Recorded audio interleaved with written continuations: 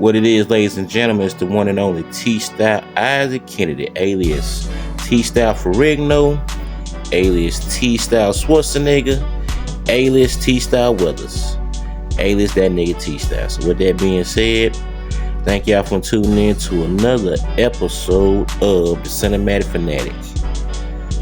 Where do I start, ladies and gentlemen? Well, first off, shout out to all the naysayers out there and all the doubters out there. Thank y'all for making this possible, because without y'all hatred, without y'all negativity, this would not be a success. So thank you so very much. I really appreciate your support.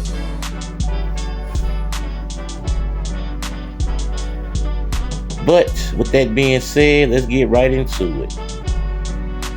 Today I want to talk about a man that I grew up on, who in my eyes is the true definition of a television star and just an icon, and just him being him. I want to talk about that badass Sherman Hemsley. Now, for y'all don't know, y'all may know Sherman Hemsley from, the Jeffersons and whatnot, but y'all don't know Sherman Hemsley, the cat that grew up in Philadelphia. And the crazy part about it is, like, his iconic strut, the George Jefferson strut shit, he said he got that from growing up in Philly. So, with that being said, he got into the army like most individuals did back then and whatnot. And he got out, he started studying acting. And this is a key note right here, ladies and gentlemen, right here. Majority of actresses start out in theater. So if you start out in theater, therefore, that's just the tool that's going to get you to stardom if you can properly use it, if you catch my drift. Now, with that being said, he went to New York. He acting in a couple of, off-Broadway plays and stuff. And then he started getting on Broadway and whatnot. So he was in, what's that one? Peggy and Best and Peggy or something, whatever and shit. So I'm a little bit drifted, so pardon me. So after that, his agent hit him up about this part, Archie Bunker, All in the Family. So they want him to portray a character named George Jefferson. Now, George Jefferson was supposed to have been, I guess you can hate to whitewash it, the white version of Archie Bunker. But Sherman Hemsley managed to take this character and flip it.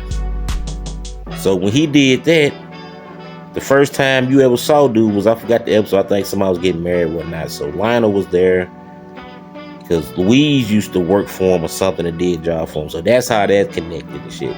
At the time, George was just a local hustler. He wasn't on the verge of becoming, the moving on up motherfucking shit. So the first episode they paired him up with, so he was matching blow for blow, whatever like that. So some genius decided, they said, hey, let's flip this into a split-off and turn it into a whole show. And there's henceforth you got the Jeffersons.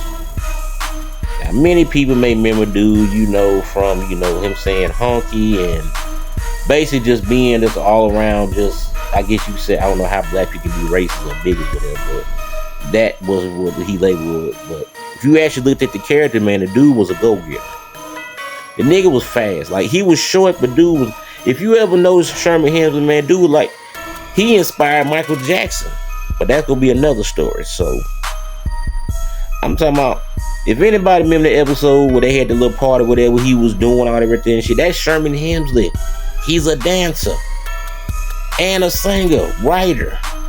So he did his spin on that, and then of course after that, a lot of people know him from Amen, which came in the 80s, which that's when I saw, that's what I looked at it as, him being the pinnacle of just a television star. Dude had everybody on the show. Dude was funny. He can be mad. He can be sad. I mean, he was all around just entrepreneurial type of Negro and whatnot. So I'm so much of a fan of this man that I remember watching Ghost Fever. Now, anybody remember that movie, Ghost Fever? He just, I watched it just to hear the nigga cuss. Him say bullshit and all everything and shit. So the crazy part, the movie wasn't that bad. Then on top of that, he got he got gypped out of some money or some production or whatever like that and shit. But anybody go check that movie out, man, just go watch that movie. So that kind of hurt him in because he was trying to branch out, become in movies and whatnot. So that was a big L.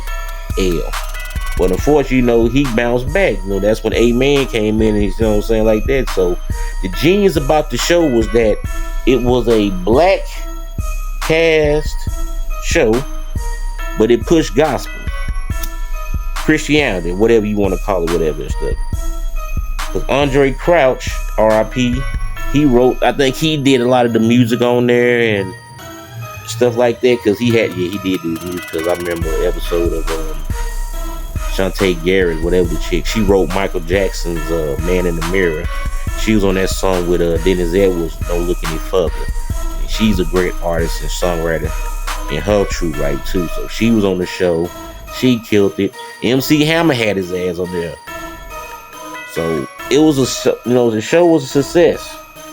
Then I think around in the 90s came in and stuff like that. So I think they canceled that and whatnot. So and after that though, he was like, that's why I try to tell people, man, like the huge difference between the television star and the movie star is this right here, simply because of the continuity and just basically being seen on a daily basis. Can you dig what I'm saying? Versus, okay, you go see this person, go to the movies, see him for 10, 12 bucks, whatever like that. Then, but of course now with streaming and shit like that, so that flipped the whole game and shit like that. So Sherman Hemsley was iconic. I mean, come on, man. Who don't know Sherman Hemsley? You got to give that man his flowers. So after that, he was in Fresh Prince of Bel-Air and Family Matters. He was on Martin, Living Single. Just basic, man. He was everywhere, man. Like he was in a few. I think he was in Sprung. Then he was in that movie with Dave Chappelle, them in there, and